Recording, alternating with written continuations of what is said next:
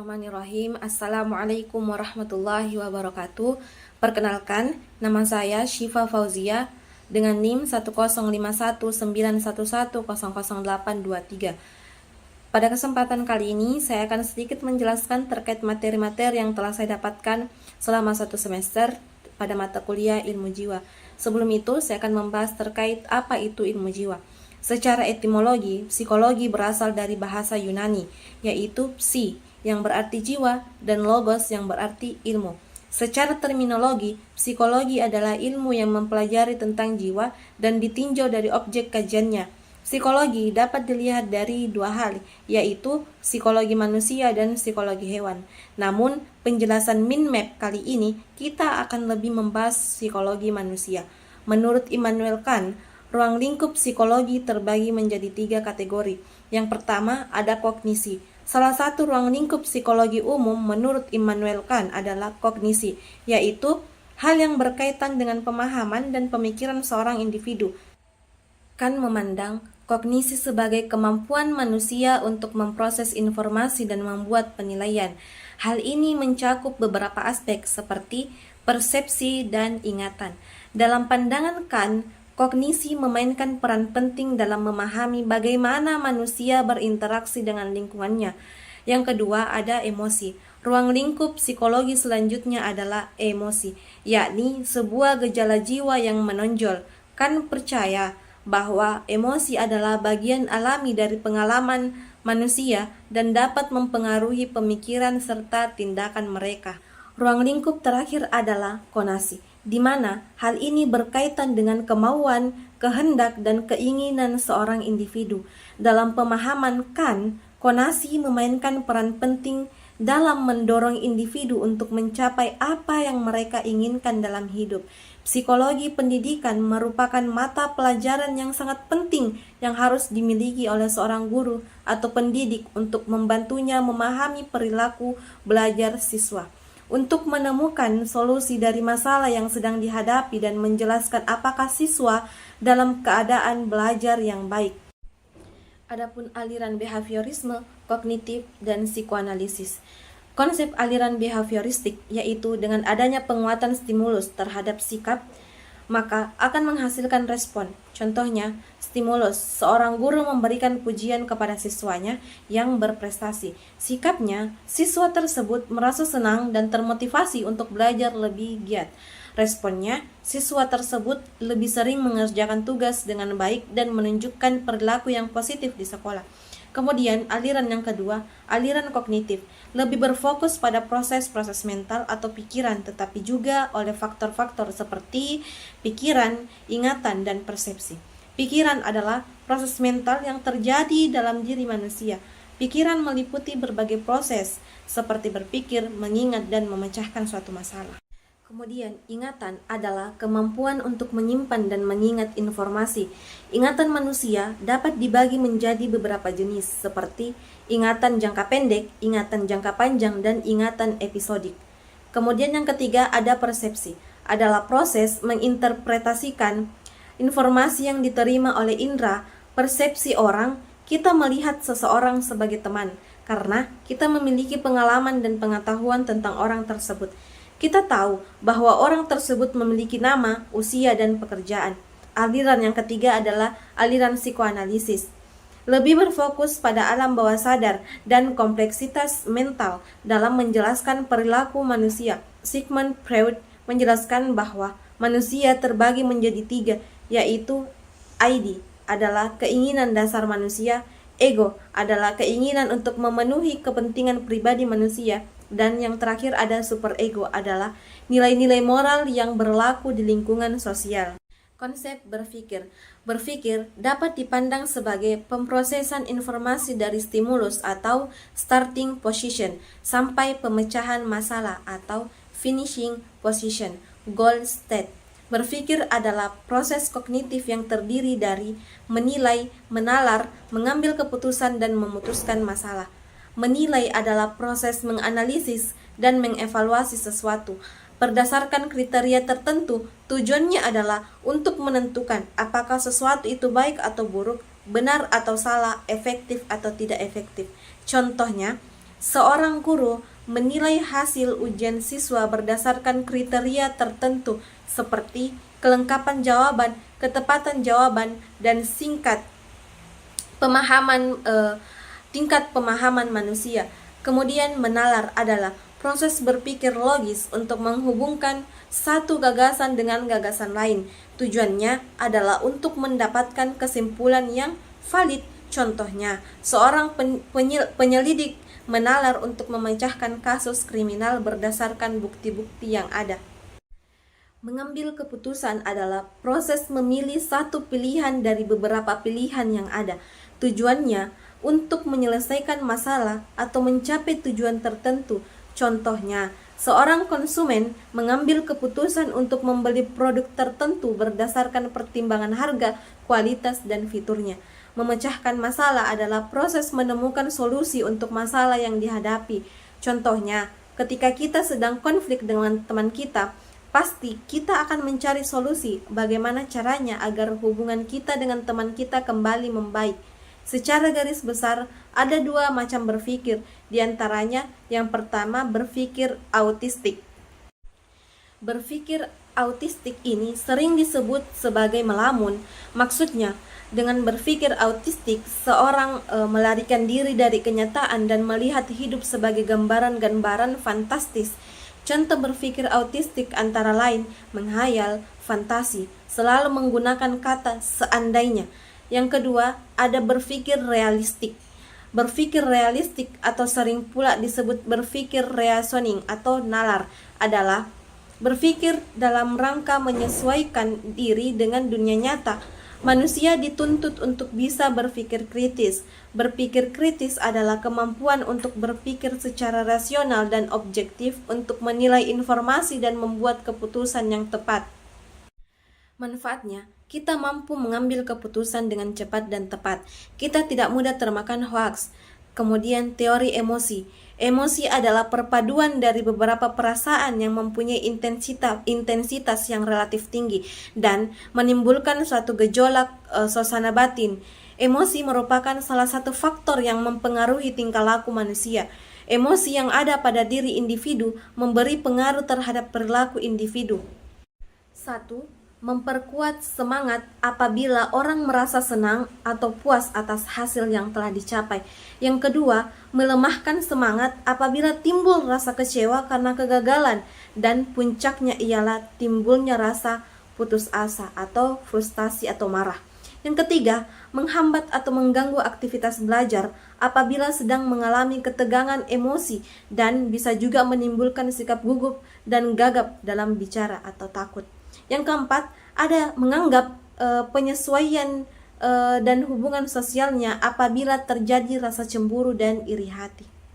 Yang keempat, mengganggu penyesuaian dan hubungan sosialnya apabila terjadi rasa cemburu dan iri hati atau cinta. Depresi, yang kelima, depresi. Orang menghentikan respon-respon terbuka dan mengalihkan emosi ke dalam diri sendiri. Cara mengelola emosi secara efektif yaitu yang pertama ada proses memori. Mengidentifikasi apa yang Anda rasakan, terima emosi Anda, tahu kapan harus mengekspresikan diri, dan ambil nafas dalam-dalam. Memori didefinisikan sebagai proses pengkodean atau menyimpan dan menarik kembali informasi jenis nomor, yaitu memori jangka pendek dan jangka panjang. Yang pertama, ada memori jangka pendek, tempat menyimpan informasi untuk waktu yang singkat, yaitu kemampuan memori menyimpan informasi persepsi untuk jumlah waktu yang lebih lama, namun dengan kapasitas yang relatif lebih terbatas. Memori ini menahan data memori selama beberapa detik dan terkadang bisa juga beberapa menit. Yang kedua, ada memori jangka panjang, tempat menyimpan informasi untuk waktu yang sangat lama, sebuah kapasitas memori yang sangat besar kemampuannya. Menyimpan berbagai informasi, pengalaman untuk periode yang sangat panjang, bahkan mungkin untuk waktu yang tidak terbatas. Dalam proses memori ada juga yang namanya lupa. Lupa adalah hilangnya kemampuan untuk mengungkapkan kembali informasi yang pernah diterima. Cara untuk mengembalikan ingatan, yaitu yang pertama ada rekoleksi. yaitu menimbulkan kembali dalam ingatan suatu peristiwa lengkap dengan segala detail dan hal-hal yang sedang terjadi di sekitar tempat peristiwa itu dahulu terjadi. Misalnya, seorang pria mengingat peristiwa di mana pertama kali ia pergi dengan seorang gadis. Yang kedua, pembaruan ingatan. Hampir sama dengan rekoleksi, tetapi ingatan hanya timbul kalau ada hal yang merangsang ingatan itu. Misalnya, dari contoh di atas, ingatan akan timbul setelah pria tersebut secara kebetulan jumpa dengan gadis yang bersangkutan. Yang ketiga, mempelajari kembali. Hal ini akan terjadi kalau kita mempelajari sesuatu yang dulu pernah kita pelajari, maka untuk mempelajari hal yang sama kedua kalinya, banyak hal-hal yang akan diingat kembali, sehingga tempo belajar akan menjadi jauh lebih singkat dari sebelumnya. Teori belajar. Seorang pendidik terlebih dahulu harus mengetahui teori belajar sebelum melakukan proses pembelajaran, karena teori belajar akan sangat membantu pendidik supaya memiliki kedewasaan dan kewibawaan dalam hal mengajar, mempelajari peserta didiknya, serta dapat menggunakan prinsip-prinsip psikologi dalam hal menilai cara mengajarnya sendiri. Yang pertama, ada behaviorisme. Teori ini dicetuskan oleh Gage dan Berliner yang berisi tentang perubahan tingkah laku sebagai hasil dari pengalaman. Teori ini lalu berkembang menjadi aliran psikologi belajar yang berpengaruh terhadap arah pengembangan teori dan praktik pendidikan dan pembelajaran yang dikenal sebagai aliran behavioristik. Aliran ini menekankan pada terbentuknya perilaku yang tampak sebagai hasil belajar. Contohnya, guru harus mampu memberikan penguatan baik dari sisi positif dan negatif. Misalnya, memberi pujian kepada siswa ketika mereka menjawab dengan benar untuk memperkuat respon yang diinginkan. Yang kedua, ada teori kognitif, adalah kemampuan individu untuk berpikir lebih kompleks serta melakukan penalaran dan pemecahan masalah. Penerapan teori kognitif, guru dapat merancang aktivitas pembelajaran yang mendorong siswa untuk berpikir kritis, memecahkan masalah, dan mengorganisir informasi dengan baik, menjelaskan konsep dengan jelas, dan memberikan contoh untuk bisa membantu siswa memahami materi. Yang ketiga, ada teori konstruktivisme, adalah teori pembelajaran yang menekankan bahwa siswa sebagai pembelajar tidak menerima begitu saja pengetahuan yang mereka dapati, tetapi mereka secara aktif membangun pengetahuan secara individual. Penerapan teori konstruktivisme,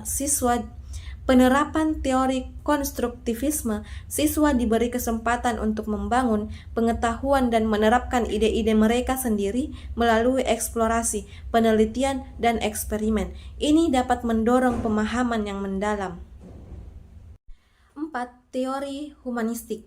Pengertian teori ini menurut Abraham Maslow, menurutnya proses belajar adalah hal yang penting dan perlu dilalui semua murid, sebab dalam proses inilah seseorang mampu mengenali dirinya sendiri dan mencapai aktualisasi diri.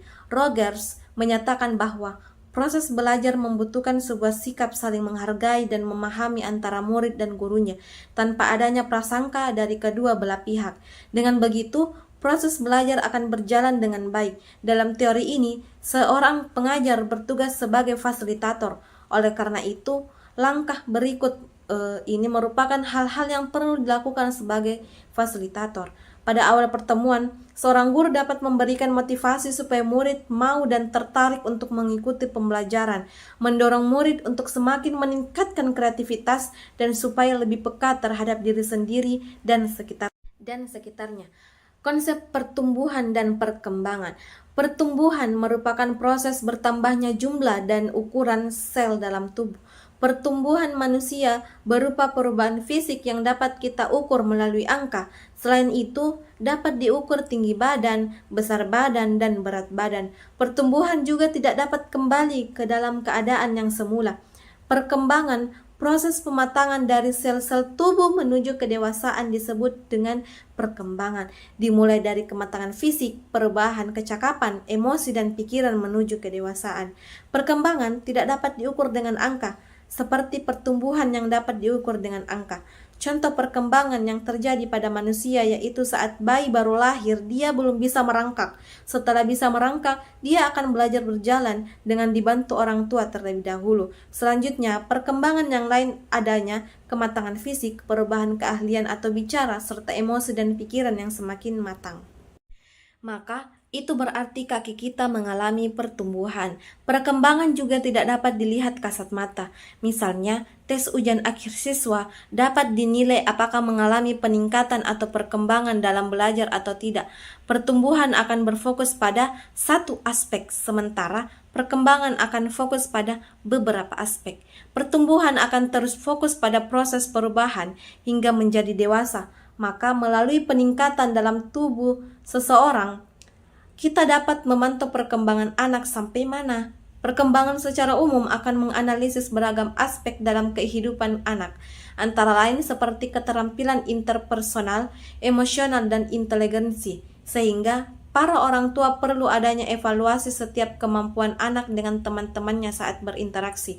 Yang kelima, pertumbuhan akan mempengaruhi tampilan fisik, sedangkan perkembangan akan mempengaruhi karakter, perubahan suara, pertumbuhan rambut, perubahan ukuran fisik, dan sebagainya akan mempengaruhi pertumbuhan anak, sedangkan perkembangan akan mempengaruhi keahlian seseorang dan karakter seseorang. Pertumbuhan bersifat kuantitatif, sedangkan perkembangan bersifat kualitatif. Pertumbuhan dapat diukur dengan menggunakan angka. Contoh, pertambahan berat badan, pertumbuhan tinggi badan, pertumbuhan panjang rambut, dan lain sebagainya. Perkembangan berdasarkan sifat-sifatnya yang berupa ide maupun kualitas. Akan tetapi, ide-ide tersebut yang akan menjadi patokan untuk mengukur kemampuan kualitatif. Contoh, pengujian IQ pada anak dan kemampuan bahasa asing dengan kenaikan level di tempat les. Yang kedua, pertumbuhan akan berhenti pada usia tertentu, sedangkan perkembangan akan berlangsung seumur hidup. Pertumbuhan pada manusia dapat berhenti pada usia matang tertentu, seperti pertumbuhan tulang ataupun tinggi badan akan berakhir di usia akhir remaja. Selain itu, panjang bulu mata seseorang juga akan berhenti pada batasan tertentu. Yang ketiga, pertumbuhan akan tampak dari luar, tetapi perkembangan akan berlangsung di dalam individu. Pertumbuhan seseorang akan terjadi tanpa melihat adanya pengamatan. Contohnya, saat kita membeli sepatu dengan ukuran biasanya tetapi ternyata sudah tidak muat lagi, maka itu berarti kaki kita mengalami pertumbuhan. Perkembangan juga tidak dapat dilihat kasat mata. Misalnya, tes ujian dari yang sebelumnya manja dapat berdiri sendiri atau mandiri. Seiring berjalannya waktu, perkembangan karakter akan ditujukan dari beberapa perubahan kebiasaan atau sifat. Faktor-faktor yang mempengaruhi pertumbuhan dan perkembangan, yang pertama ada faktor genetik atau keturunan. Yang kedua ada faktor hormon. Yang ketiga ada faktor gizi. Yang keempat faktor lingkungan, dan yang terakhir adalah olahraga atau kesehatan. Konsep lingkungan. Lingkungan keluarga, sekolah, dan masyarakat memberikan pengaruh yang berbeda-beda terhadap anak, baik secara positif maupun negatif. Lingkungan keluarga adalah lingkungan yang paling awal dan paling penting bagi perkembangan anak. Keluarga memberikan kasih sayang, dukungan, dan bimbingan yang dibutuhkan anak untuk tumbuh dan berkembang. Pengaruh lingkungan keluarga terhadap anak antara lain, yang pertama, keluarga memberikan anak rasa aman, nyaman, dan dicintai. Hal ini dapat membantu anak untuk mengembangkan keterampilan sosial dan emosi yang sehat.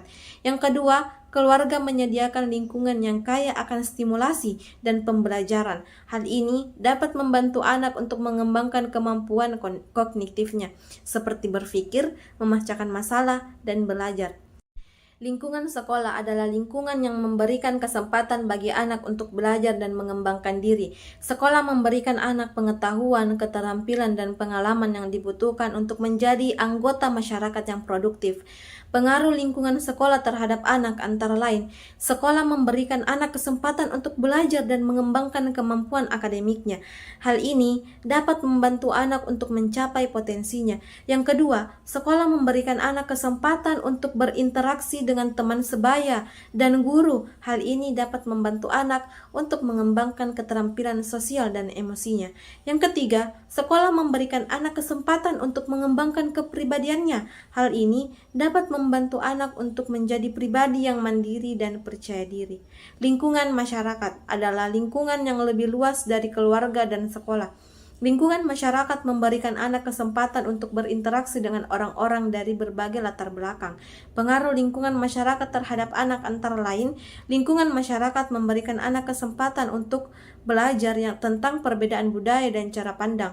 Hal ini dapat membantu anak untuk menjadi pribadi yang toleran dan menghargai perbedaan. Pengaruh teman sebaya terhadap psikologi individu dapat bervariasi, tergantung pada usia individu, budaya, dan lingkungan sosial individu. Pada masa remaja, pengaruh teman sebaya cenderung lebih besar daripada masa anak-anak dan dewasa.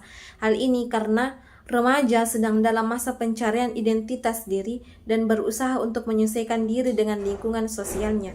Berikut adalah beberapa pengaruh positif teman sebaya terhadap psikologi individu.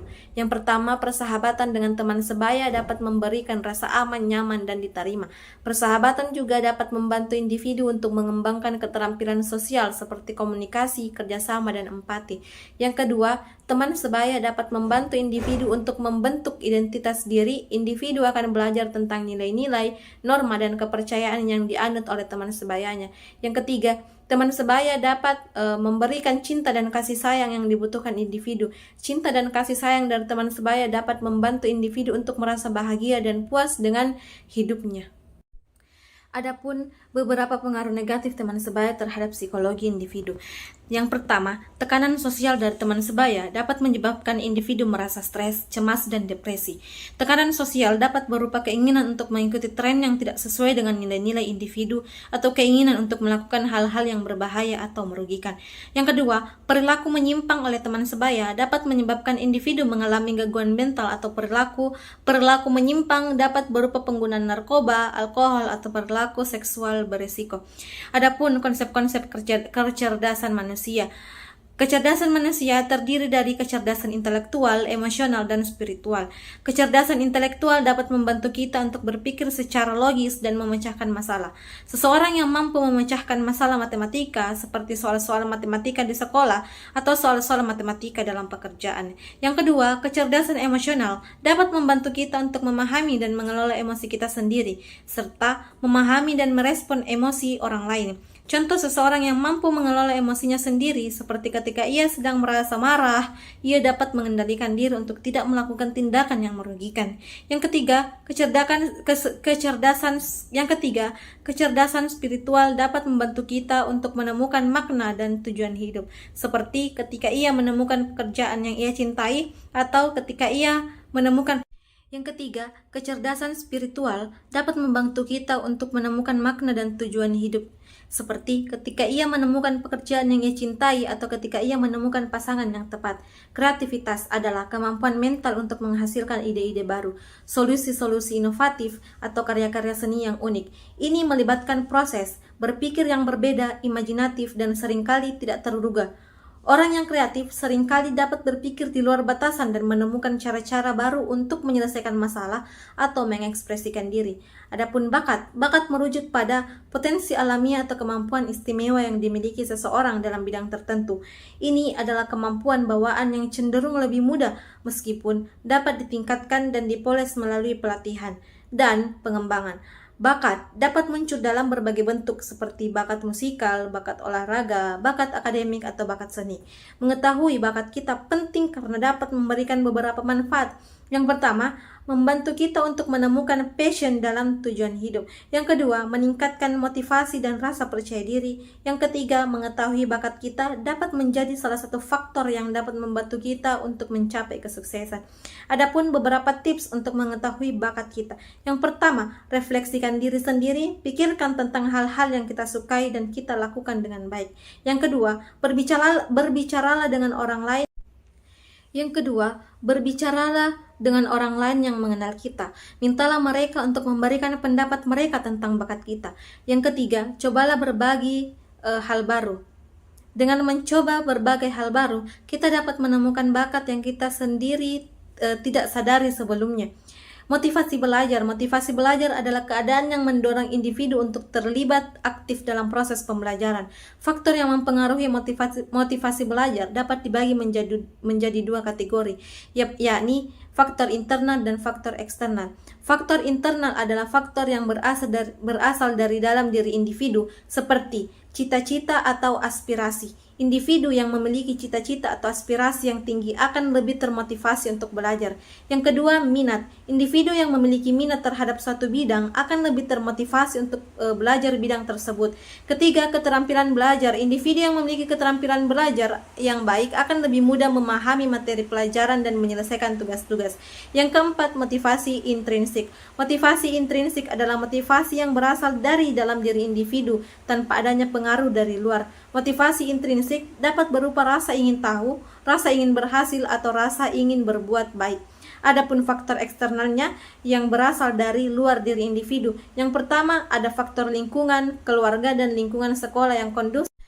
Adapun faktor eksternal yang pertama, lingkungan keluarga dan lingkungan sekolah yang kondusif dan mendukung belajar akan meningkatkan motivasi belajar individu. Yang kedua, guru. Guru yang baik dan bermotivasi tinggi akan dapat memotivasi siswa untuk belajar.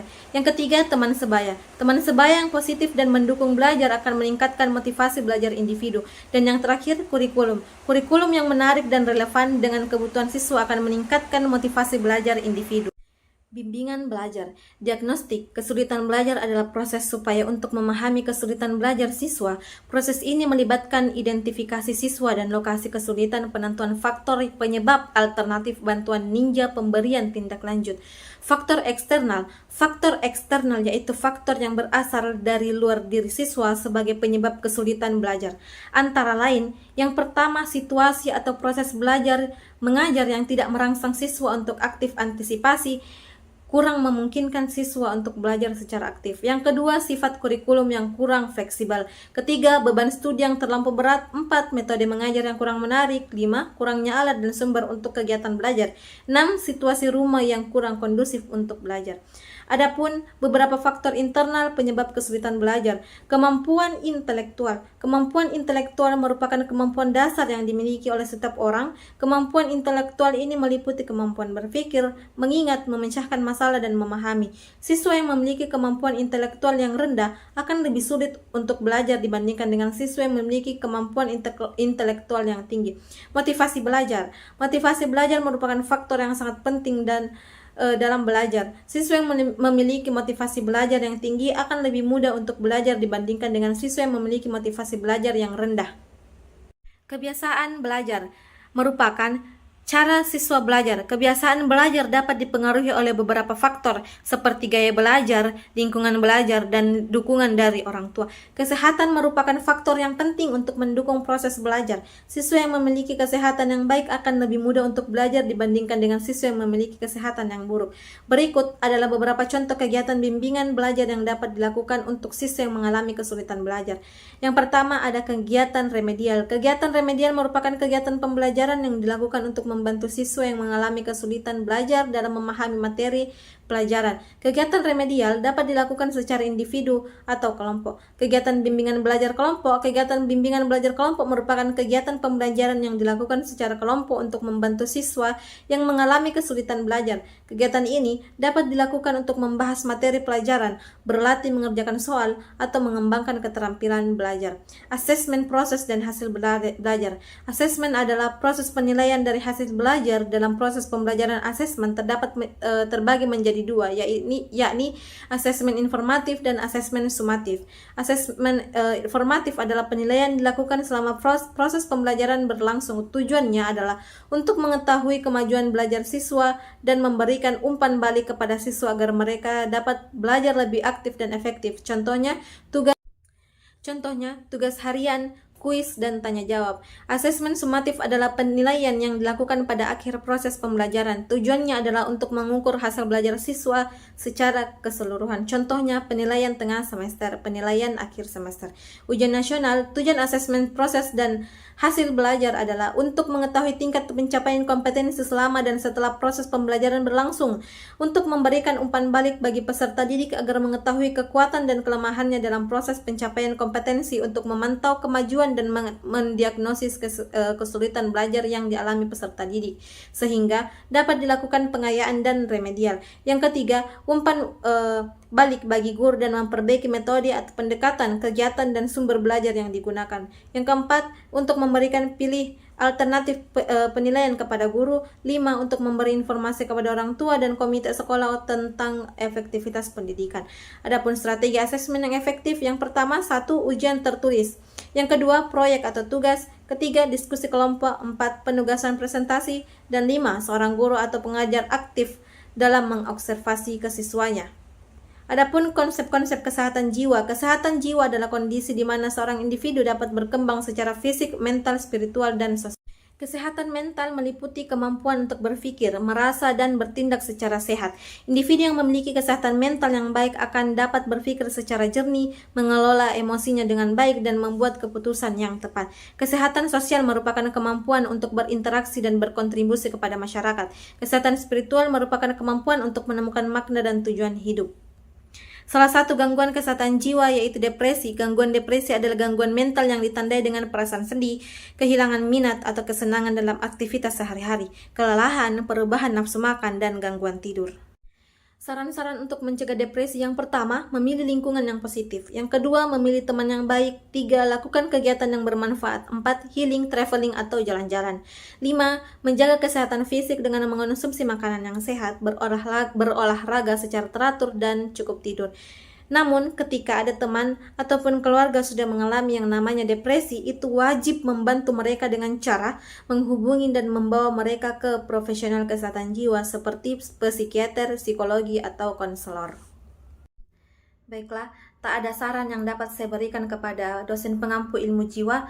Yang dapat saya sampaikan hanyalah rasa-rasa terima kasih. Saya sangat berterima kasih kepada dosen pengampu mata kuliah ilmu jiwa yang telah memberikan saya begitu banyak pelajaran, pengajaran, dan pengalaman. Saya sangat bersyukur mendapatkan dosen yang seperti beliau, yang mengajarkan saya arti daripada kedisiplinan itu sendiri. Dan alasan pun saya memilih Universitas Muhammadiyah sebagai jenjang pendidikan tinggi saya. Yang pertama, karena saya berasal dari Muhammadiyah. Kata Kiai Haji Ahmad Dahlan mengatakan bahwasanya apapun kalian nantinya, kembalilah kepada Muhammadiyah, hidupilah Muhammadiyah, dan jangan pernah mencari hidup di Muhammadiyah. Sekian, Assalamualaikum warahmatullahi wabarakatuh.